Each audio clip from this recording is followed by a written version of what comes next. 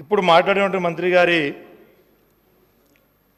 వాళ్ళు కాంగ్రెస్లో ఉన్నారు, నేను అంతకుముందు కాంగ్రెస్లో ఉన్నా కానీ నేను ఎమ్మెల్యే కాక ముందు ఒక జడ్పీటీసీని, నేను జడ్పీటీసీ గెలిపించింది కూడా బీఆర్ఎస్ పార్టీ అని చెప్పేసి గుర్తుంచుకోవాలని చెప్పేసి ఈ సభాధారగా కోరుకుంటూ,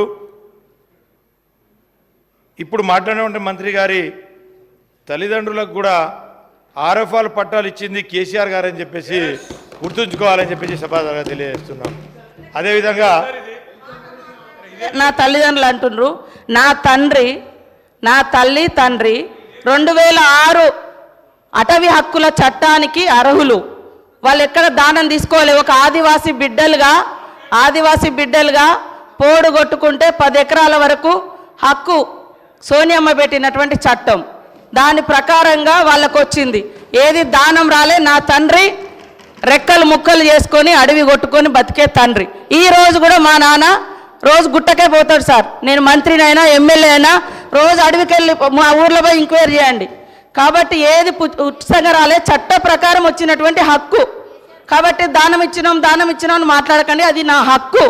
ఆదివాసీ బిడ్డగా కాంగ్రెస్ ప్రభుత్వం పెట్టినటువంటి హక్కు ప్రకారం నా తండ్రికి పోడు భూముల పట్టా హక్కు వచ్చింది. అది కూడా మీ ప్రభుత్వం వచ్చిన తర్వాత 10 ఏళ్ల తర్వాత ఎన్నికల ముందు మీరు తీసుకున్నారు. అప్పటిదాకా చాలామంది గిరిజనులకు పట్టాలు రాక ఇబ్బంది పడ్డమాట వాస్తవము.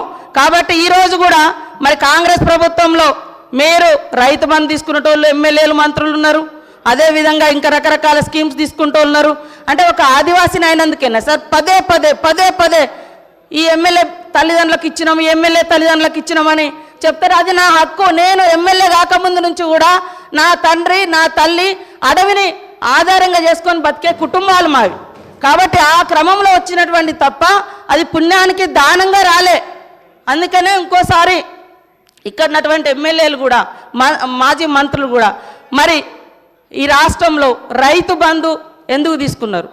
అది ప్రజలది. ఇంకా ఇది నా తండ్రి గుట్టను చెట్టును పుట్టను రెక్కలు ముక్కలు చేసుకొని కొట్టుకున్నాయి సార్. ఇది అడవి కొట్టుకున్నారు. అది ఆదివాసీ బిడ్డలుగా మాకు వచ్చినటువంటి సాంప్రదాయపు హక్కు సార్. అది అనిల్ యాదవ్ గారు కంక్లూడ్